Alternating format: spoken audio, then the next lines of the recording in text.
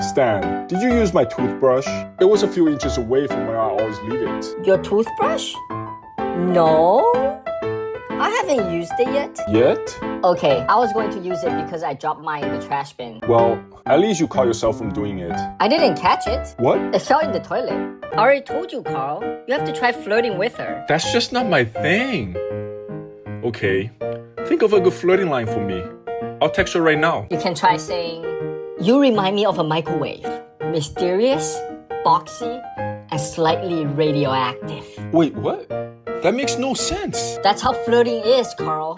They don't make sense. I think I asked the wrong person. No! Think about it, Carl. You're smart. What does it even mean? By comparing someone to a microwave, you're saying you're warm, mysterious, and occasionally dangerous. And that's sexy. It's a love poem. Jane didn't text back after I did what you told me to do last time. What should I do now? She's tougher to deal with than I thought she was. I guess there is only one option left for her to start having interest in you. I'm all ears. You have to create doubt in her mind. If you make people think they love you, then they will start to question and actually start loving you. How would I even be able to do that? Hit her in the head so she loses her memory and lie to her about it or something? Very close. Tell her that you two were married in your past life. You sure that will work? Even better, tell her that you were not emotionally available and then just walk away. I saw that people are debating on whether one person could take down 100 gorillas. Why would that even be a debate? There's no chance. Yeah, I thought so. You would need at least tens of thousands of them for gorillas to even stand a chance. What? Well, yeah. If you use modern weapons, then even millions of gorillas wouldn't even stand a chance. But I think the point of the debate is to not use any weapons. Then maybe that person could turn some of those gorillas into pets and make them fight each other. Oh yeah? Maybe keep them in some kind of magic balls and summon them to fight each other for fun all the time. I think I would need to call the Animal Protection Organization to come after you again.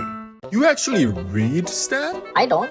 But that guy just said he was in the same book club as you. I am in the book club. So you do read? No, I joined it just for the snacks. But he said you're the most avid reader in their club. They talk about books for way too long. So I give opinions to get it over with. How are you able to give opinions when you don't even read? I just say whatever. They can somehow always interpret it as something amazing.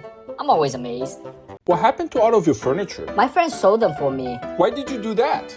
You could have told me that you're short on money. It's not about money. I'm trying to be a minimalist like Tom. Tom? Yeah, I saw that he had no furniture in his house. And he told me about all the benefits of being a minimalist. How much did you sell them for? They added up to $200.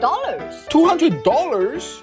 Was it also Tom that sold them for you? How did you know? Because his house is now fully furnished. I heard that whatever you visualize will eventually come true. I've heard of that trick in psychology back in the day, but I doubt if it actually works. It did for me. Really? After my coworker told me this trick, I whisper, "I am the boss," to the monitor every day. I don't see you becoming a boss. I just became one yesterday after my actual boss walked by and heard me. He said that I could be my own boss. You simply got fired, Stan. Stan, what were you doing staying up so late all the time lately? What are you talking about?